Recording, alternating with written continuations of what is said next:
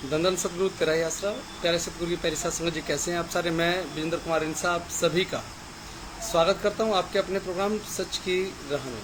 तो चलिए, सबसे पहले आप सबका बहुत बहुत स्वागत है आपके अपने प्रोग्राम में, और अरदास के साथ प्रोग्राम को आगे बढ़ाते हैं। फिर कुछ एक चर्चा रहेंगी, उन पर जुड़ेंगे। धन सतगुरु तेरा ही आसरा। हे मालिक, तुझे लाज है, अब बहुत हो चुका। तू दया में रहमत कर, तेरे प्यार मोहब्बत की राह में चलने वालों को कोई दुख तकलीफ ना आए। हे मालिक, सबको सुमति बख्शना। सुमति किसे कैसे बख्शनी है, जिसे जैसे देनी है वैसे दीजिएगा, वो आपकी मर्जी। धन सतगुरु तेरा ही आसरा। तो प्यारे सतगुरु की प्यारी सात संगत जी, अरदास के साथ प्रोग्राम शुरू करते हैं आज, और एक भजन के माध्यम से शुरू कर रहे हैं।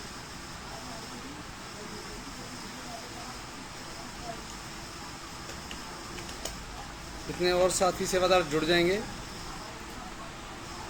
फिर प्रोग्राम को धीरे धीरे आगे बढ़ाएंगे। जुझार सिंह जी, धन सतगुरु तेरा आसरा। शक्ति भाई, धन सतगुरु तेरा ही आसरा।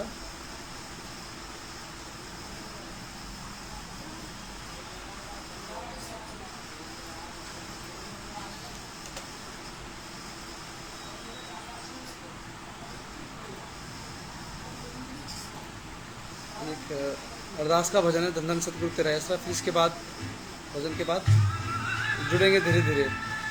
धन सतगुरु तेरा ही आसरा।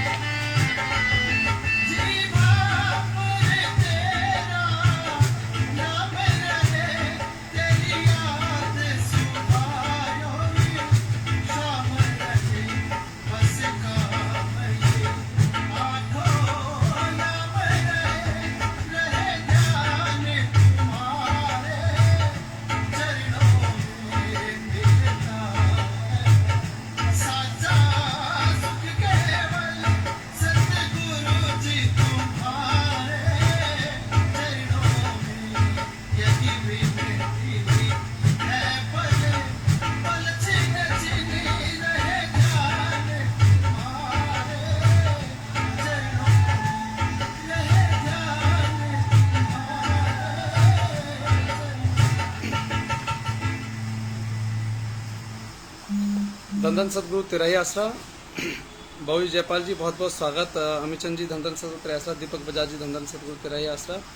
प्यारे सदगुरु की प्यारी शासन ने जैसे आपको प्रोग्राम का टाइटल बताया था मैंने कि भाई रिंकू भाई धन धन सदगुरु तिराही आसरा की टाइटल था हमारे प्रोग्राम का आज का कि कैसे पोस्ट कार्ड भेजे गए हमारे द्वारा, और फिर उसके बाद एफिडेविट्स का दौर चला।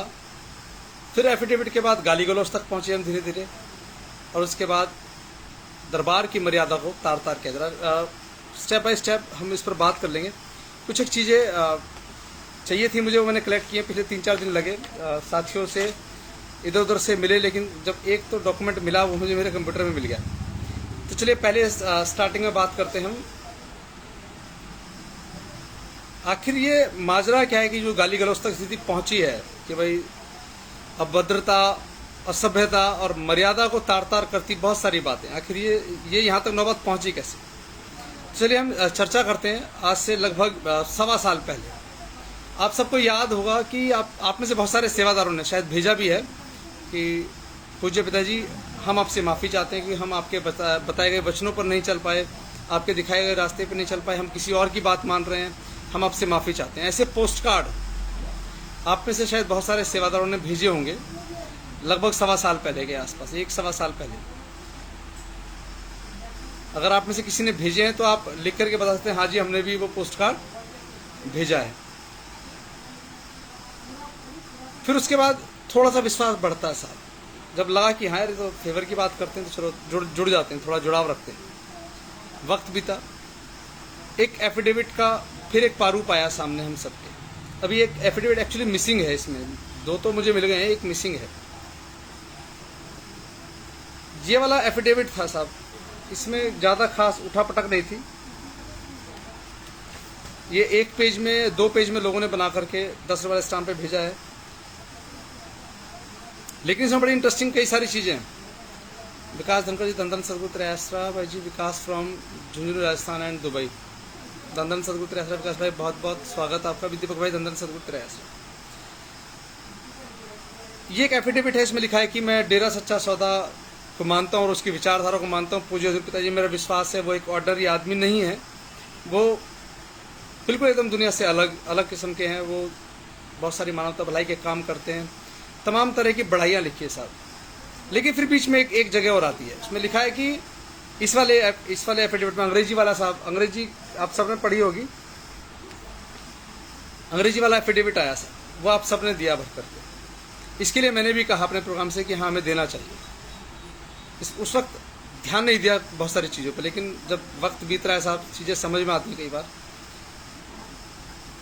इसमें लिखा है कि मैं पढ़ के सुनाता हूँ आपको। एक लाइन है उसमें कि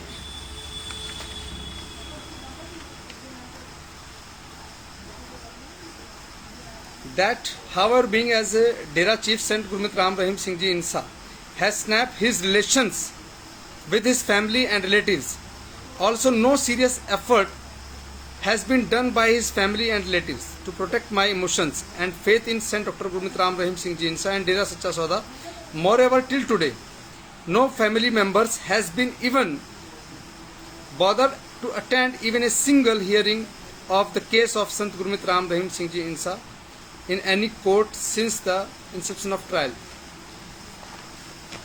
ये बहुत गंभीर आरोप है परिवार पर कि परिवार ने कभी भी उनके मुकदमों की पैरवी पर ध्यान नहीं दिया या परिवार से अलग हो गए। जबकि हर सत्संग में पूज्य पिताजी ने हमें समझाया और हमें बताया था कि जो शाही परिवार है वो ग्रस्त जीवन में अपना जीवन यापन कर रहे हैं।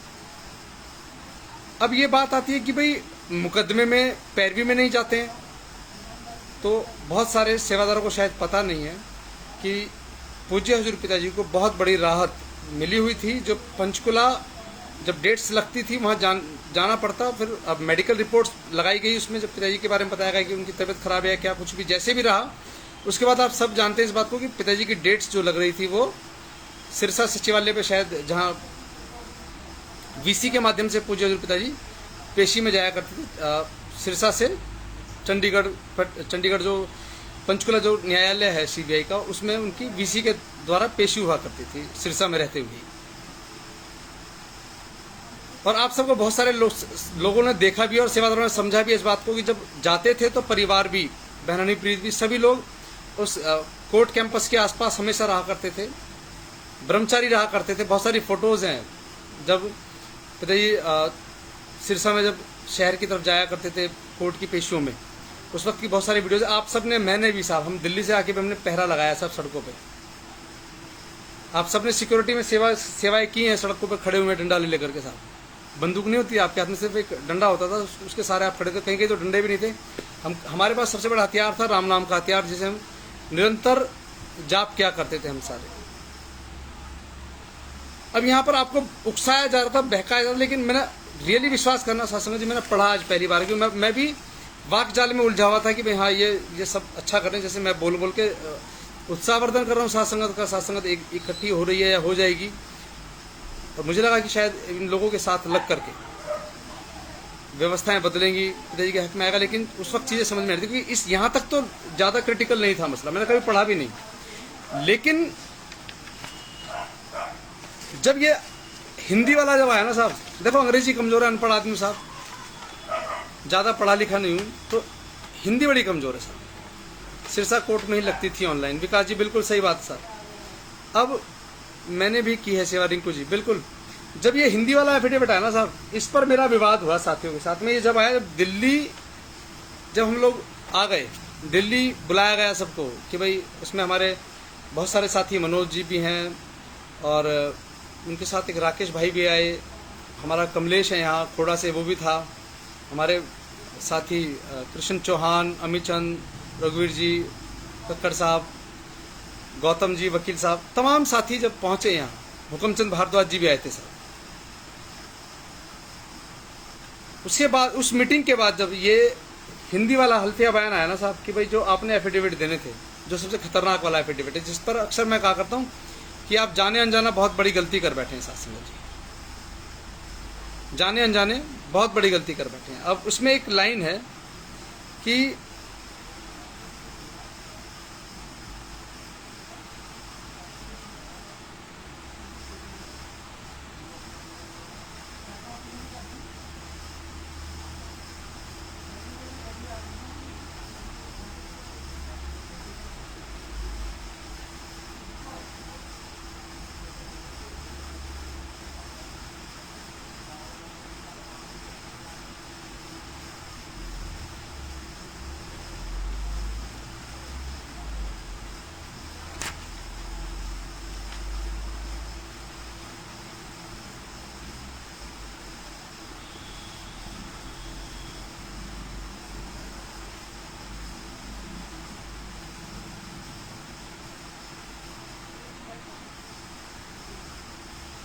एक लाइन है, मैं आपको पढ़ के सुना रहा हूँ, वो इसमें शायद पेज में कटा है, तो आपको ये समझना होगा सासंग जी, हमने किस चीज़ पर साइन करके भेज दिया। जब अगर आपके पास कॉपी पड़ी हो ना उसकी, तो आप पढ़ लीजिएगा उसमें। हाँ, पैराग्राफ नंबर 9 देखिए, इसमें टोटल जो पैरा हैं वो है 16। ये मैं आपको दिखा दूं, ये आपके पास, सबके पास है, इसमें है, ये पढ़ सकते हैं सासंग जी। ये फॉर्मेट आप सबको व्हाट्सएप पे, मेल पे, जिसने जैसे मांगा उसको वैसे दिया गया। ये हिंदी वाला वो है जो आप सबने लिख करके दिया है कि भाई मैं बयां करता हूं कि मैं डेरा सच्चा सौदा सिरसा हरियाणा में पूज्य संत गुरमीत राम रहीम सिंह जी को पिछले 30 साल से, 10 साल से, 20 साल से अनुयायी हूँ, उन्हें अपना गुरु मानता हूँ। डेरा सच्चा सौदा के नियमों को मानते हुए तथा मेरे गुरुजी द्वारा बताए गए देश व समाज हित में मानवता भलाई के कार्य करते हुए अपना जीवन व्यतीत करता हूँ। इसके अतिरिक्त किसी प्रकार का नशा अथवा मांसाहार का सेवन नहीं करता हूँ। ऐसे तमाम अच्छी अच्छी बातें लिखी। लेकिन जब सारी चीज़ पॉजिटिव है साहब, अब रोज आपको खीर खिलाई जा रही है साहब, एक दिन खीर में जहर खिला के आपको दे दिया जाए, शेते साहब आपने डरना वरना कुछ नहीं है। आप तो फौजी आदमी साहब, आपको क्या डर लगता है? डर तो हम जैसे कायरों को लगता है साहब। लेकिन आप ध्यान दें इस बात पर कि आपने क्या किया। डर आपका तो कुछ नहीं बिगड़ेगा शेते साहब, आपका बिल्कुल कुछ नहीं बिगड़ना है, मेरा भी कुछ नहीं बिगड़ना है। लेकिन जिसके नाम पे कर रहे हैं उसका कितना कुछ बिगड़ने वाला है आप समझिएगा। बयान किया ये देखिए मैं दिखा रहा हूँ अभी आपको, ये 9 नंबर पैरा है और आपके पास इसकी कॉपी जरूर होगी, आप देख लीजिए, कभी आपको लगे विजेंद्र अपने तरफ टाइप करके कुछ एडिट कर दिया होगा, ये पढ़ लें आप। ये लिखा है, बयान किया कि संजय के बोलने के बाद सभी सेवादार खड़े होकर संजय की बात का समर्थन करने लगे। मैं आपको बता दूं कि संजय कौन है। संजय 45 मेंबर हैं दिल्ली के, यूथ के शायद जिम्मेवार हैं या कुछ थे, हैं दिल्ली के ही 45 मेंबर। तो अब आप देखें जरा, बयान किया, आपको पहले तो पता होना चाहिए कि संजय आखिर है कौन जिसका नाम लिया जा रहा है। बयान किया कि संजय के बोलने के बाद सभी सेवादार खड़े होकर संजय की बात का समर्थन करने लगे, जिस पर गुरुजी भावुक हो गए और सभी से कहने लगे कि हम आपकी भावनाओं को रौंद कर नहीं जाएंगे। इसके बाद सभी सेवादार शांति से बैठ गए। आम दुनियादारी के चलन में, आम दुनियादारी की भाषा में,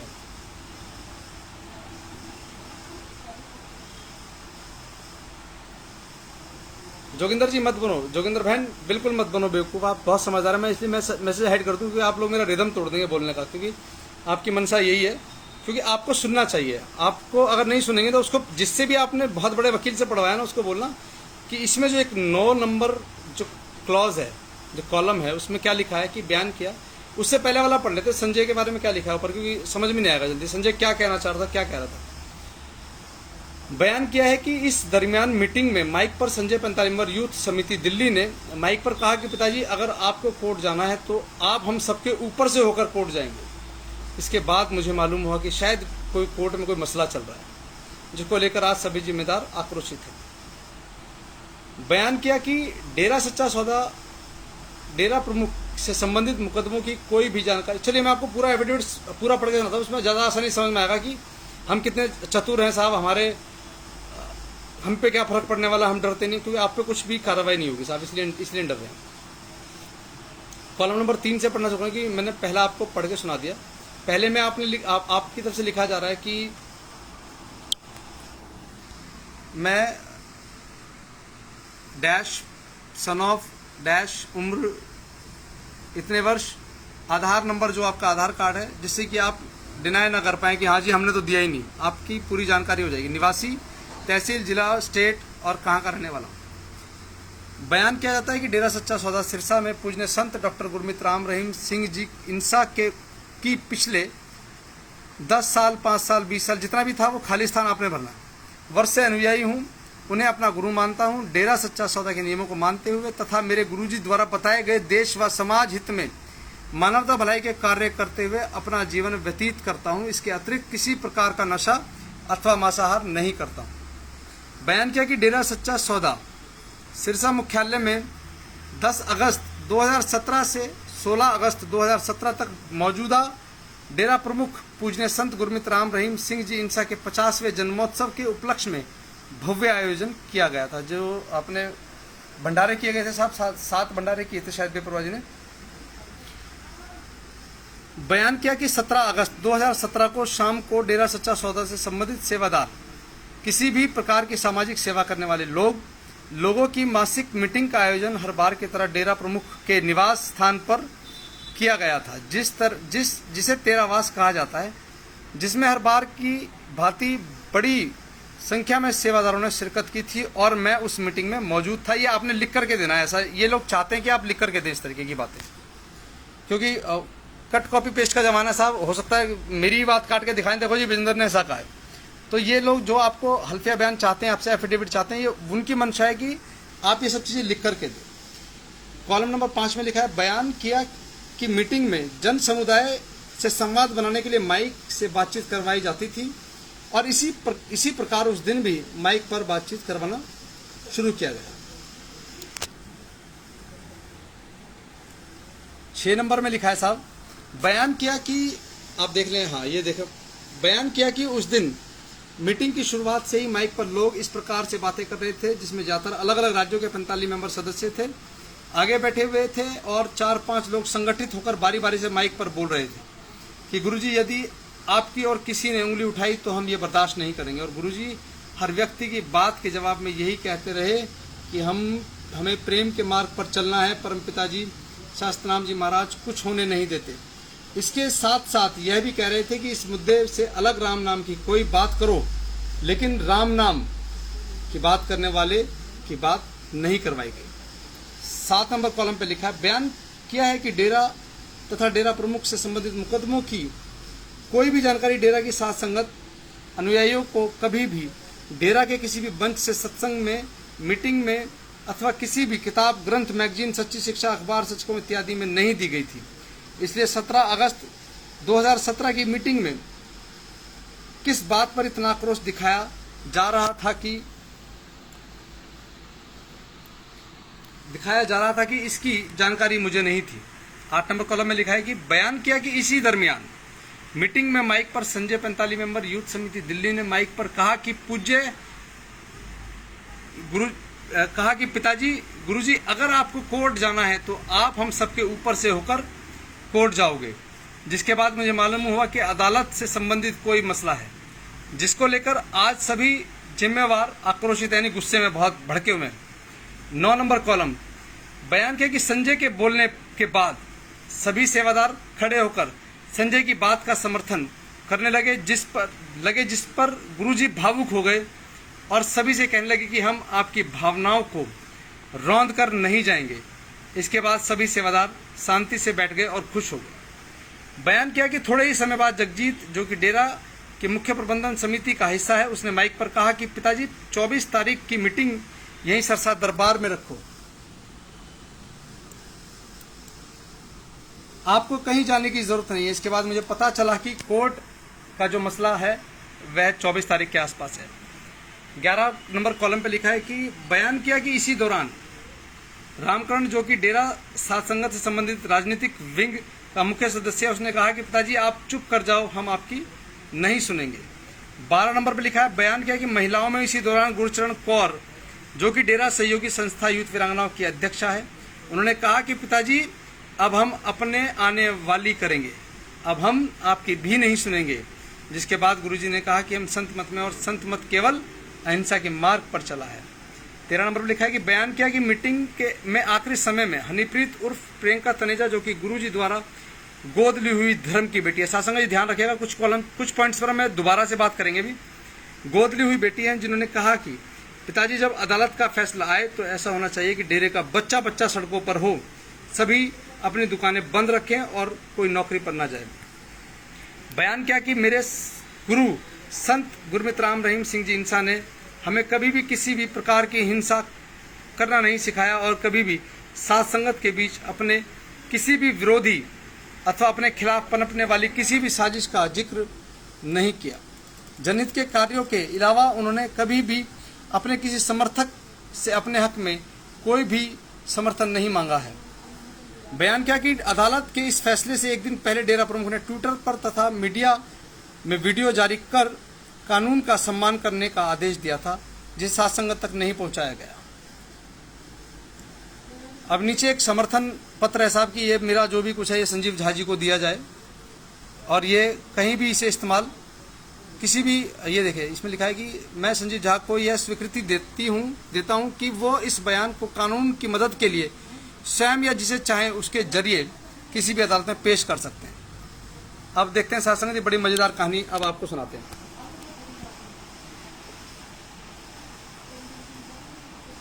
सबसे पहले बात करते हैं बहन हनीप्रीत वाले मसले पे। इसमें लिखा है कि बयान किया कि मीटिंग में आखिरी समय में हनीप्रीत उर्फ प्रियंका तनेजा, जो कि गुरुजी द्वारा गोद ली हुई धर्म की बेटी है, चलो कम से कम माना तो सही इस एफिडेविट में कि बहन हनीप्रीत पूज्य हजूर पिताजी की बेटी है, नहीं तो अब तो एमडीएच बना दिया साहब, महादेवी हनीप्रीत।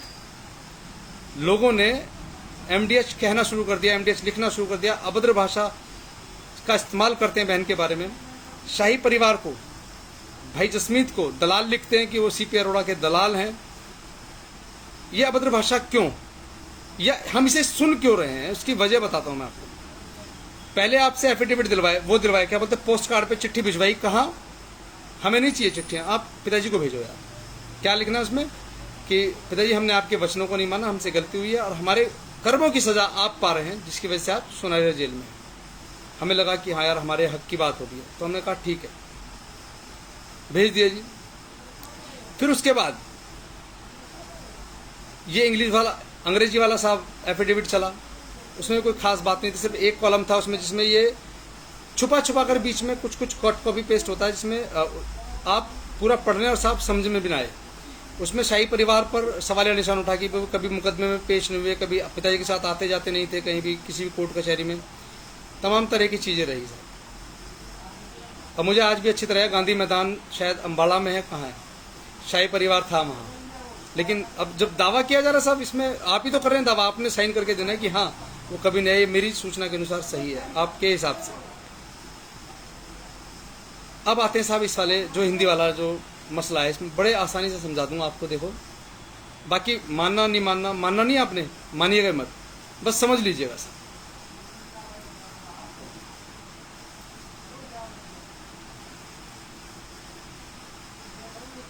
7 नंबर कॉलम में जब लोग 4-5 की जमात में इकट्ठे होकर के उकसा रहे थे संगत को, कह रहे थे पिताजी हम आपकी नहीं सुनेंगे, हम आपकी नहीं मानेंगे, अगर किसी ने आप पर उंगली उठाई तो हम बर्दाश्त नहीं करेंगे, तमाम तरह की बातें इस एफिडेविट में लिखी हैं। इसी में ठीक 6 नंबर कॉलम में ही लिखा है कि हम बर्दाश्त नहीं करेंगे, और गुरुजी हर व्यक्ति की बात के जवाब में यही कहते रहे कि हमें प्रेम के मार्ग पर चलना है, परम पिताजी कुछ होने नहीं देते हैं। इसके साथ साथ यह भी कह रहे थे कि इस मुद्दे से अलग राम नाम की कोई बात करो, लेकिन राम नाम की बात कोई करने वाला नहीं था और राम नाम की बात नहीं करवाई जा रही। यहाँ तो पिताजी ने कहा कि जो कुछ करते हैं परम पिताजी करते हैं। अब आते हैं थोड़ा सा नीचे, क्योंकि चोर कितनी भी सफाई से चोरी करे साहब, निशान छोड़ के चलता है। 9 नंबर लाइन, जो 9 नंबर का जो एक कॉलम है साहब, ऊपर पिताजी ने कहा कि हम संत मत में जो करेंगे परम पिताजी करते हैं, हमें कुछ नहीं होने देते। लेकिन 9 नंबर जब आप जो आपने साइन एफिडेविट पे, इस वाले एफिडेविट जो आपने साइन किया ना साहब, ये 9 नंबर कॉलम है, ये सबसे नीचे कट गई लाइन है, इसमें कटी हुई, लेकिन टाइपिंग में सारी है। आप पढ़ लीजिएगा जो आपने दिया, आपके साथ शायद स्क्रीनशॉट या फोटोज भी होंगे, हम सब बहुत तेज हैं आजकल, खींच कर लेते हैं फोटो डॉक्यूमेंट एविडेंस के लिए, तो उसमें पढ़िएगा आप खुद ही। उसमें लिखा है, बयान किया कि संजय के बोलने के बाद सभी सेवादार खड़े होकर संजय की बात का समर्थन कर लेंगे। पिताजी आपको जान नहीं देंगे, जान नहीं देंगे, चाहे कुछ भी हो जाए, हम जान नहीं देंगे आपको, इस तरह का लिखा है इसमें, नहीं जाने देंगे आपको। संजय की बात का समर्थन करने लगे, जिस पर गुरुजी पूज्य पिताजी भावुक हो गए और उन्होंने क्या कहा, ध्यान दीजिएगा साथियों, ये एक सेंटेंस पूरे सिस्टम को डिस्ट्रॉय कर देगा, या कह लेते कर सकता है, जो इसमें लिखा है। पिताजी ने ऐसा कहा है, नहीं कहा, मुझे नहीं पता कि 17 की मीटिंग में मैं नहीं था। जिस पर गुरुजी भावुक हो गए और सभी से कहने लगे कि हम आपकी भावनाओं की कद्र करते हैं, हम आपकी भावनाओं को रौंद कर नहीं जाएंगे। मीन्स कि समर्थन है मेरा, जो तुम जो मर्जी करना चाहो करो, हम तुमसे अलग नहीं होंगे, जो तुम करोगे हम जो तुम करोगे उसमें हमारा सहयोग रहेगा। तुम साधु जी, बहुत बड़ी बात है। प्यारे सतगुरु की प्यारी साध संगत जी, आप अगर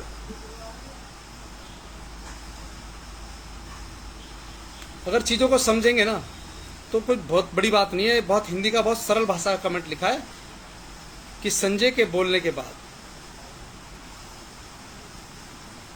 संजय की बात का समर्थन करने लगे, जिस पर गुरुजी भावुक हो गए और सभी से कहने लगे कि हम आपकी भावनाओं को रौंद कर नहीं जाएंगे, जो तुम्हें करना है कर लो, जो करना है कर लो, हम आपसे अलग नहीं, जो तुम करोगे हमारा उसमें समर्थन है तुम्हें। ये आपने अपने एफिडेविट्स में लिख करके दिया है। अब आते हैं थोड़ा सा और आगे, जिसकी जिससे नहीं बनी, जिसकी जिससे नहीं बनी, उसने उसके खिलाफ कार्रवाई करने की बात रखी। लेकिन इसमें नहीं लिखा है साहब खून की। ईशु भाई, इस एफिडेविट में आपके में खून की नदियां नहीं लिखा है, इसमें लिखा है कि पिताजी हम आपको, मैं आप दोबारा पढ़ के सुना देता हूं। इसमें लिखा है यूथ 45 नंबर समिति दिल्ली ने संजय ने कहा कि माइक पर कहा कि पिताजी गुरुजी अगर आपको कोर्ट जाना है तो आप हम सबके ऊपर से होकर जाओगे। इसके बाद मुझे मालूम कि अदालत में कोई मामला लंबित है। लेकिन अगली लाइन में क्या लिखा है कि पिताजी ने कहा कि हम आपकी भावनाओं को रौंद कर नहीं जाएंगे। ठीक है, मेरा समर्थन है तुम्हें, तुम जैसे मर्जी करो। ये आपने लिख करके दे दिया साथ संगत जी। और आगे की बातों में कह रहे हैं ये कहा जा रहा है कि इस जिम्मेवार ने कहा था, इसने ये कहा था, उसने वो कहा था। जब पूरा सिस्टम जब सेक लगती है चार तरफ से, साहब बचेगा कुछ नहीं। हमें लग रहा है कि हमने बहुत बड़ा तीर मार दिया, लेकिन आपको पता भी नहीं कि आप किन हाथों की कठपुतली है। मैं आपकी गलती नहीं बता रहा हूँ इसमें कि आपकी गलती है साहब, लेकिन लोग बड़े शातिर हैं। मैं भी आपकी तरह उसी खेल का हिस्सा था, लेकिन बस फर्क ये है कि मेरी आंख 2 दिन पहले खुल के आपकी 2 दिन बाद खुल जाएगी, खुलेगी जरूर, इसमें कोई शक नहीं है। बैठ करके सिमरण कीजिएगा और मंथन कीजिएगा अपनी बात पर कि आपने जो एफिडेविट में दिया है, मैं भी इस एफिडेविट की फोटो खींच करके अभी खींच करके मैं अपने पेज पर, सच की राह के पेज पर डाल दूंगा। आप पढ़िएगा, उसको देखिएगा कि आपने क्या खोया, क्या पाने वाले हैं और क्या आपको होगा। प्यारे सदगुरु की प्यारी साध संगत जी, अब बात आती है कि यार लोग रोज एक ही तरह की बातें क्यों कर रहे हैं। तो एक छोटी सी कहानी है, आज मैंने सुबह पढ़ा, कहीं किसी ने लिखा था कि एक पिताजी के मुखारबिन सुनिए साहब। कहानी है कि एक बहुत बड़ा तांत्रिक टाइप का एक आदमी था साहब, उसको भूत प्रेत जिन इत्यादि काबू में करने आते। जैसे आप और हम किसी काबू में ना, ऐसे ही बहुत सारे मंजे हुए खिलाड़ी हैं साहब, जो अपनी शक्तियों के बल पर बहुत सारी चीजें अरेंज या मैनेज कर लेते हैं। एक ओझा ने, एक तांत्रिक ने, एक अघोरी ने एक भूत को अपने काबू में ले लिया साहब, एक जिन को अपने काबू में ले लिया और उसे बेचने के लिए वो बाजार में निकल पड़ा। एक बहुत बड़ा व्यापारी था, उसके यहाँ जा पहुंचा वो। उसने कहा, भाई लाला जी आपका व्यापार बहुत बड़ा है, तो क्यों ना मैं आपको एक बहुत सरल रास्ता बताता हूं। तो उन्होंने कहा कि बताइए क्या है। उन्होंने कहा कि जब मेरे पास जो है ना, एक ऐसा भूत है, एक ऐसा जिन है साहब, जो यूं चुटकी बजाते काम करता है और आपको मेहनत भी नहीं करनी पड़ेगी, आपका काम भी बहुत तेजी से चलेंगे। उन्होंने कहा ठीक है, इसकी कीमत बताओ क्या है। उसने कहा जी कीमत महज 500 रुपये साहब। उसे ये पता था कि भैया अभी ये तो काम बताएगा नहीं, खा जाएगा, इसको खा के आ जाएगा। उसने कहा लेकिन 500 रुपये होता है, शर्त एक है इसमें कि जब ये खाली बैठेगा ना साहब, तब आपको खाने के लिए दौड़ेगा। काम तो आपको उसको तुरंत बताने पड़ेंगे। उसने कहा अरे मेरा तो बड़ा जबरदस्त साम्राज्य, मैं यहाँ भेजूंगा वहाँ भेजूंगा, काम सारे को हो जाएंगे। लेकिन उस भूत, उस जिन की जो ताकतें थी साहब असीमित थी। उसने क्या किया, वहां पर अपना चलते रहे, कभी ये काम बता दे, कभी बता दे, लेकिन वो भूत बहुत तेजी से काम करता रहा। अब लाला परेशान हो गया, क्योंकि जैसे बोले मैं तुझे खाऊंगा तो उसे कहते चल तू वहां चला जा दूसरी जगह, लेकिन वहां 10 मिनट बाद फिर आ जाए। इत्तेफाक से उसी शहर में लाला जी की किस्मत तेज थी साहब। उधर से किसी महात्मा का आना हुआ और उस समस्या को जब लाला जी ने उनके सामने रखा, उन्होंने कहा बस इतनी सी बात है। उन्होंने कहा बाजार से एक लंबा सा बांस मंगा दिया साहब बांस। कहा कि इसको अपने आंगन में गाड़ दे। आंगन में गाड़ दिया। उसे लगा कि शायद कोई टोटका कर रहे हैं, अभी भूत कंट्रोल में रहेगा उससे। तो महात्मा जी ने कहा कि लाला जी जैसे ही तेरा कोई काम खत्म हो जाए, कहे काम बताओ, तो इसे कहते ना बांस पे ऊपर चढ़ नीचे उतर, ऊपर चढ़ नीचे उतर, उसमें लगा रहेगा। प्यारे सतगुरु की प्यारी साध संगत जी, यही स्थिति कमोवेश आज हम सब लोगों की है। रोज रोज एक कहानी है साहब कि झूठी मेडिकल रिपोर्ट है, झूठा ये है, झूठा वो है, हनीप्रीत MDH है, इसने उसको फंसा लिया, उसने इसको निकाल दिया।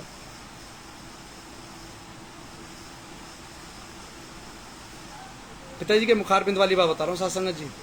पिताजी अक्सर कहा करते सत्संग में, आप सबने सुना, मुझे एक ही आता है साहब वो श्लोक ठीक से, बाकी तो मुझे आते भी नहीं, कि अड्डा बोड़ा खसम केड़ा जे मगर चरित्र ना जाने, ओदे घर ओही वस सकदी जो सब चतराइयां भूल जावे। ये आप सबने सुना है साथ संगत जी। वो इतने भोले थे कि उनको पता ही नहीं था कि उनकी बेटी उनके खिलाफ साजिश कर रही है, वो करने दे रहे थे साजिश, उन्हें पता नहीं था। आपके दिमाग में यही तो डाला जा रहा, उन्हें कुछ नहीं आता था, उन्हें कुछ नहीं पता था, उन्हें कुछ नहीं पता था, उन्हें कुछ नहीं आता था। He just look like a common man. आपको यही समझाया जा रहा है शासन। पूज्य हजूर पिताजी ने बहन हनीप्रीत को गोद लिया। क्या उन्हें नहीं पता था कि ये लड़की भ्रष्ट है या भ्रष्ट हो जाएगी आगे करके? वो हमारे जन्मों जन्मों की जानते हैं साहब, क्या इस आने वाले वक्त के बारे में नहीं जानते थे? आपकी गलत जानकारी है। पूज्य पिताजी कहा करते सेतिया साहब की भूत प्रेतों की जोनियां होती हैं, और बंदे से रब ग्रंथ में भी लिखा है 84 लाख जोनियों का जो वर्णन है उसमें भूत प्रेत यक्ष गंधर्व किन्नर मानव इत्यादि आदि आदि, ये खुद मैंने पढ़ा है साहब। हाँ, आपने नहीं पढ़ा हुआ एक अलग बात है। बंदे से रब ग्रंथ में लिखा है जो जो जूनिया है ना, 84 लाख जूनिया, उसमें जो मानव की श्रेणी में जो आती हैं भूत प्रेत यक्ष किन्नर गंधर्व, किन्नर भी एक जूनी है। अगर हमें लगता है कि वो आम आदमी और औरत के बीच का मिश्रण है, नहीं साहब, वो भी एक जूनी है जो ग्रंथों के आधार पर बता रहा हूँ मैं, आपको लिखा हुआ है। लेकिन आप कह रहे हैं तो साहब आपकी मान लूंगा, क्योंकि ये कहानी मैंने पिताजी के मुखारबिंदी सत्संग में सुनी थी, इसलिए सुना भी दी मैंने आपको आज इस प्रोग्राम के माध्यम से। प्यारे सतगुरु की प्यारी साध संगत जी,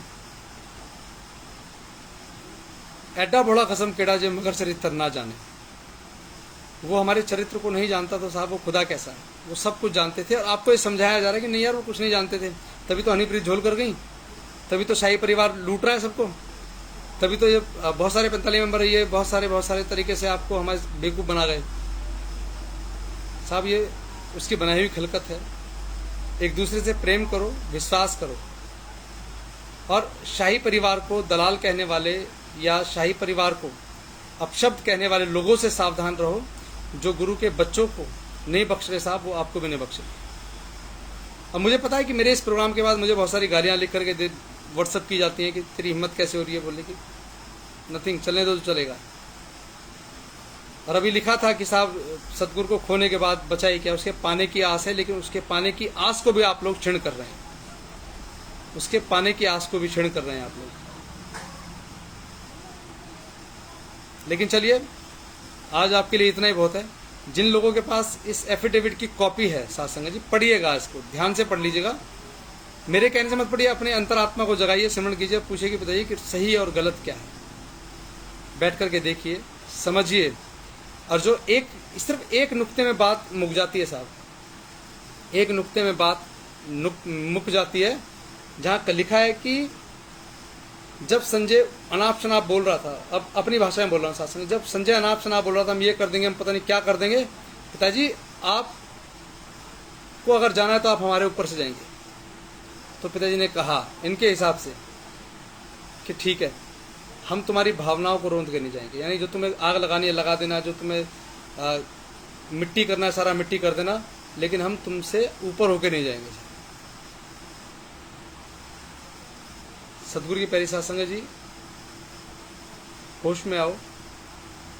जब रास्ते बंद हो जाएं, जब रास्ते बंद हो जाए तो सिमरण करो, वो रास्ते दिखाता है।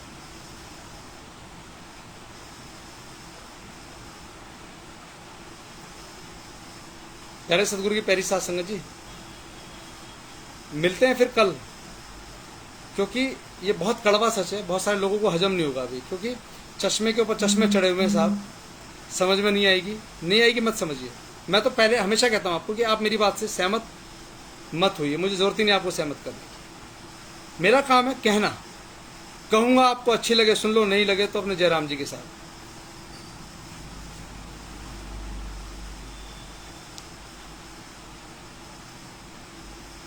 सेतिया साहब, मैंने कहा ग्रंथों में पढ़ा है, बहुत सारे इलाज बेपरवाही मानसिक रूप से करते हैं इलाज, और वो कैसे करते हैं वो जानते हैं।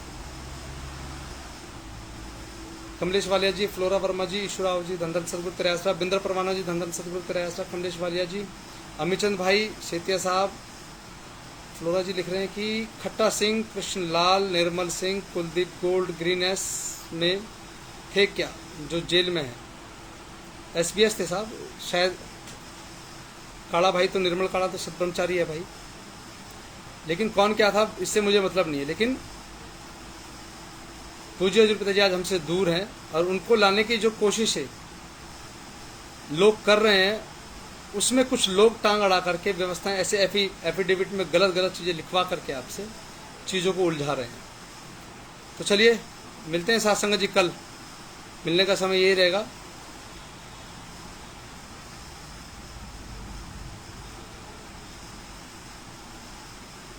मिलते हैं साथ संगत जी कल, तब तक के लिए गुड नाइट, शब खैर, बाय बाय साहब जी। धन धन सतगुरु तेरा ही आसरा।